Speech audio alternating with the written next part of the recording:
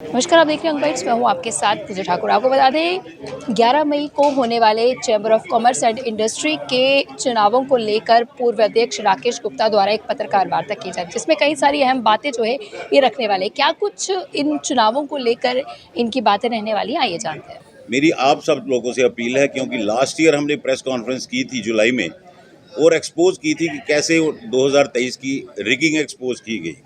मेरी आपसे रिक्वेस्ट है, जिन पे हम एलिगेशंस लगाते हैं, हमारी जो एलिगेशन है उसका जवाब उनसे लेके आइए। वो एलिगेशन पे कुछ नहीं बोलते, मुद्दे से हट के बातें करते हैं, तो इसलिए मेंबर तक सही बात पब्लिक तक नहीं पहुंचती। तो मेरा आपसे हाथ जोड़ के रिक्वेस्ट है, आप बिल्कुल जो सटीक हमारी एलिगेशंस हैं उन पे उनसे पूछें। हमने लास्ट ईयर 4 चीज़ें अहम प्रूफ की जो 23 की इलेक्शन में हुई, जो हम नहीं कह रहे। ये लेटर इलेक्शन प्रेसिडेंट की तरफ से रिप्लाई आया था एलिगेशंस का। इसमें ये लिखते हैं कि सीसीटीवी फुटेज नहीं है, क्योंकि हम बिल नहीं बनाना चाहते थे। आप सबको मालूम है CCTV footage free of cost होती है। इन्होंने जानबूझ के सीसीटीवी बंद करवाए ताकि कोई भी चीज़ कैप्चर ना हो सके। दूसरी मेन चीज़ इसमें थी, पहले इन्होंने बोला मार्कर से वोट पड़ेंगे, उसके बाद तमाम किस्म के पेन्स चले, जो एक वायलेशन है। तीसरी चीज़, इन्होंने अपने कंटेस्टेंट्स के रिश्तेदार और अपने दोस्तों को ही पोलिंग एजेंट्स और काउंटिंग एजेंट्स बनाया।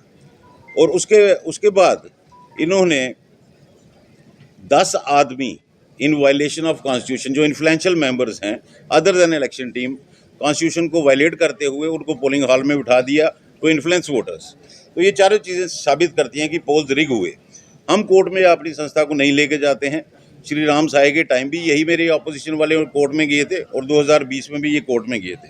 लेकिन मैं इस सब चीज़ों को पहले तो रजिस्ट्रार ऑफ सोसाइटीज़ के ऑफिस में दे चुका हूँ, क्योंकि वो कस्टोडियन है ऑल दी सोसाइटीज़ के, और चैम्बर का कॉन्स्टिट्यूशन जो है रजिस्टर्ड है। चौंका देने वाली बात है कि 3 नोटिस देने के बाद भी रजिस्ट्रार ऑफ सोसाइटीज़ को चैम्बर की तरफ से एक भी जवाब नहीं आया। कि उन्होंने बोला आप अपनी एग्जेक्टिव की लिस्ट दें और बाकी जो डिटेल्स हमने मांगी थी। जब एग्जेक्टिव कमेटी ही नहीं है, that means chamber of commerce को इलीगली चलाया जा रहा है। अब लास्ट नोटिस जो ये देखिए 7 तारीख का लास्ट शो काज नोटिस है, ये दिया है रजिस्ट्रार ऑफ कंपनीज के ऑफिस से, और 11 तारीख तक इनको जवाब देना है, नहीं तो वो एज पर रूल्स एक्शन करेंगे। कुछ अफवाहें फैलाई जा रही हैं कि हम ये लिख रहे हैं वो लिख रहे हैं। लिखना हमारा फ़र्ज़ है, क्योंकि संस्था को हमको बचाना है। क्योंकि मैं आपको पुराना उदाहरण दूं, 2014 में मैं आया तो मैंने देखा ये तो 20 साल का किराया भी नहीं दिया इन्होंने जेडीए को, असल पेमेंट नहीं दी, 47 लाख रुपए इंटरेस्ट चढ़ गया। तो इनकी जो इस टाइप की बातें हैं, इससे संस्था का बहुत नुकसान होता है और हर मेंबर को इस चीज़ का लॉस होता है। उसी को देखते हुए हम सिर्फ इंश्योर करना चाहते हैं। अब इन्होंने इलीगली दोबारा उसी प्रेसिडेंट को नॉमिनेट कर दिया, और मैं आउटगोइंग प्रेसिडेंट अरुण गुप्ता को वार्निंग भी दे रहा हूँ। और उनके जो शब्द उन्होंने इस्तेमाल किए उस दिन, कि जिनको ये इलेक्शन प्रेसिडेंट मंजूर नहीं, वो चैम्बर हाउस से बाहर चले जाए। मैं एक चीज़ क्लियर कर दूं, जम्मू शहर में जो संस्थाओं पे कब्जा करने की प्रथा शुरू हो गई है, तो ये आउटगोइंग प्रेसिडेंट को मालूम होना चाहिए कि चैम्बर हाउस की lease deed chamber of commerce के मेंबर्स के नाम है। थ्रू राकेश गुप्ता 2059 तक 40 साल की लीज है। वो चश्मा पहन के एक बार देखें, और किसी भी मेंबर को, आदमी को ये मत बोलें कि बाहर चले जाओ। हर इंसान को राइट है प्रोटेस्ट करने का। और ऐसा क्या है कि सिर्फ उसी प्रेसिडेंट को दोबारा लाना जिसके ऊपर इतनी एलिगेशंस लगी? ये एक और सबूत है। रजिस्ट्रार ऑफ सोसाइटीज़ में इन्होंने देनी थी अपनी general body with 7 minimum members. 6 तो ऑफिस बेरर है, उसके नीचे 7वां फिर वही इलेक्शन प्रेसिडेंट शिव प्रताप गुप्ता। तो ऐसा क्या नज़दीकी है कि इनको 3000 आदमियों में और कोई सक्षम नज़र नहीं आता? हमारी सिंपल डिमांड है neutral president, neutral polling staff. अब ये चाहे इलीगली इन्होंने किया है, लेकिन हम इलेक्शन प्रोसेस को रोकना नहीं चाहते। As responsible members of chamber already वो डिले हो चुकी है।